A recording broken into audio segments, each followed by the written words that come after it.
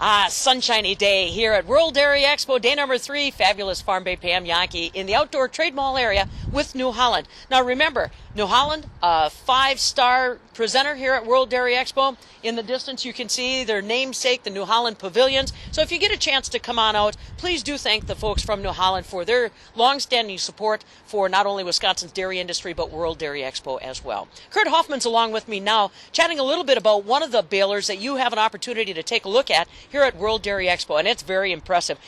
Pretty simple phrase, big baler, but really the technology is what we're focused in on here at World Dairy Expo, and it's amazing. For people that aren't from a farm, just imagine all the automation that you come in contact with your home in a day. Maybe it's the coffee pot, maybe it's the sensors in your home as far as heat. Well, agriculture is going towards that same kind of technology to make things easier on the farmer and also make sure that our efficiencies are enhanced. So tell me about this big baler and the IntelliCruise that's becoming the wave of the future and the standard for the industry, Curt. You bet, Pam. And actually we have a T8000 tractor in front of it. It's an ISOBUS 2 equipped tractor, so that's just basically a definition of its electronics, that it has a plug in the back of the tractor that allows it to communicate with implements. Okay. The industry's moving to ISOBUS 3, and in 2016 and 17 you'll hear more about that. But what's different about ISOBUS 3 is that's where we get to have some automation between the implement and the tractor pulling it. Okay. And the implement is actually taking control of the transmission in this case, speeding the transmission up when the crop is thinner. Yep. When the crop is thicker, we slow the transmission down. So show me that plug, because if it is something that so many people are dealing with already in agriculture, now you can take a look at your tractor and see if you've already got the ISO hub, and then we'll better make sense of what's going on with IntelliCruise in the future. You bet. So when you order your tractor, you want to order it ISOBUS, and it has a plug that's called ISO 11783 certified. So if we zoom in on the back of the tractor, we pull this plug out, and this is the female part of the plug.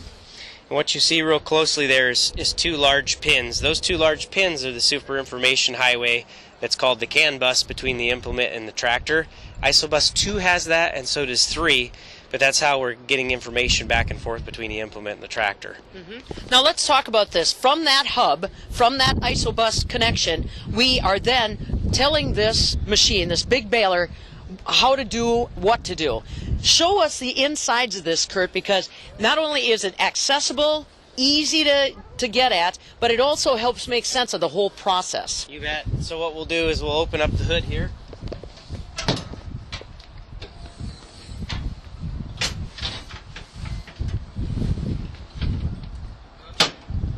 So with IntelliCruise, you really have 2 different modes of operation. You have slice control, and you have charge control.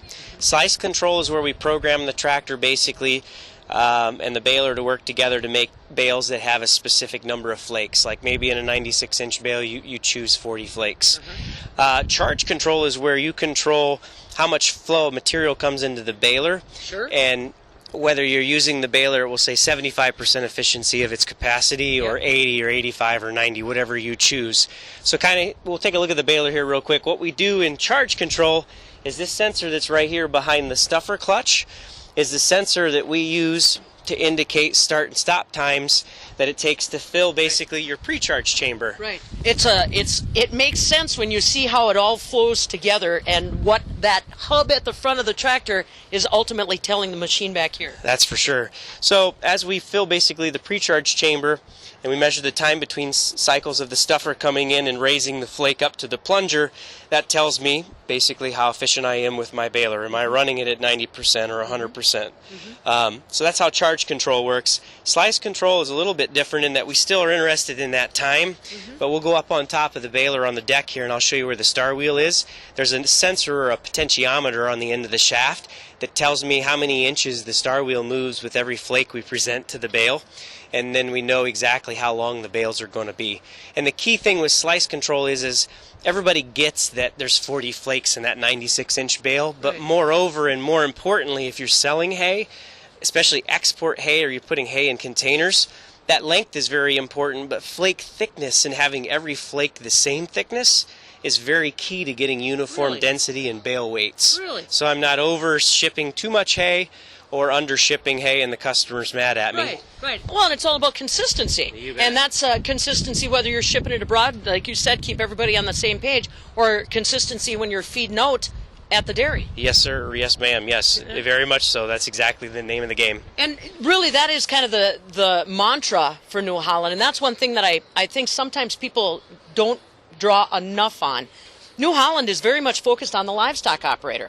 All this hay handling equipment, all of the convenience of making an ergonomic, comfortable cab in your T-Series tractors, and now we're talking about technology, the pipeline from that cab back to so that basically the machine is doing my work. New Holland is very in tune with livestock operators. I don't know that always resonates with farmers sometimes. Yeah, and actually one thing that everybody's going through in the livestock industry is that finding qualified help is getting harder and harder and harder all the time. So we're looking for ways to take your machinery investment and have you get more out of it. This is one of those ways where you'll be able to take a person that's very inexperienced. Right. They're going to be able to perform probably at about 90% of what an experienced operator will be able to do in the first hour or two.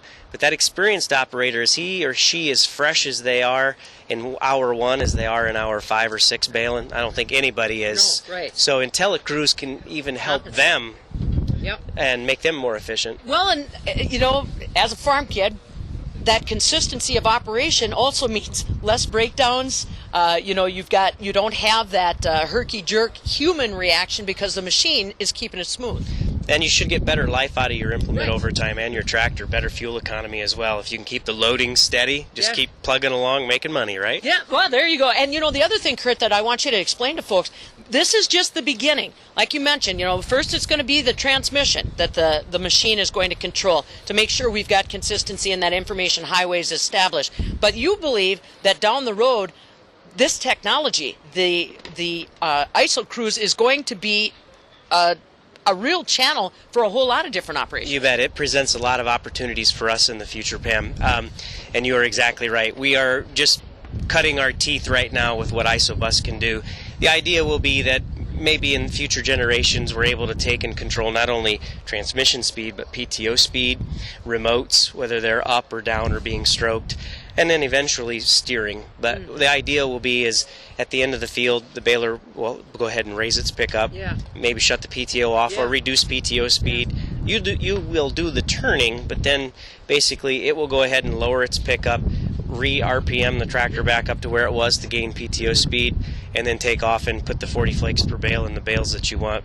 Maybe dynamically, as moisture's change down the road, we'll be changing bale weights to give you optimum leaf retention and different things, but it opens up all kinds of things that we can do with machinery today with inexperienced operators, and that's what's really exciting about the whole thing. Do you ever think that we were cave people prior to now? I mean, the more you talk, the more I feel like I was Neanderthal when we were baling hay at home. Definitely. Back in the days when we were stacking wagons behind the small square baler and then stacking them by hand in the mow. Yeah, we've come a long ways. I mean, there are so many different ways to make hay these days and so many different ways to track quality. And, these seed folks are giving us some new things like low lignin alfalfa to consider. There's all kinds of new stuff and new technologies. What's right for your farm may not be right for somebody else, but with the IsoBus, you're going to be able to customize those pieces of equipment, that investment, to get the most out of it. I'm telling you, seriously, I feel like a Neanderthal. This is just so cool. I'm trying to think of a cool phrase, like if I was into the SP3s and all that kind of stuff. There's got to be a cool phrase for the technology we're dealing with today. It's the latest. If you went to a video game, this would be the top shelf. Well, Curt, I appreciate it. Curt Hoffman along with us, just giving you some taste-tempting little ideas on how you may be baling, not just today, but in the future. Come on out. Investigate it for yourself. Like you see, they're ready to open it up and give you your own personal educational demonstration. They're in the Outdoor Trade Mall right next to the New Holland tent. Stop and say thank you for their support of World Dairy Expo, and then take a look at where your next bale is going to be coming from. From World Dairy Expo 2015 at the Alliant Energy Center Expo grounds, I'm Farm Director Pam Yankee. I couldn't help myself.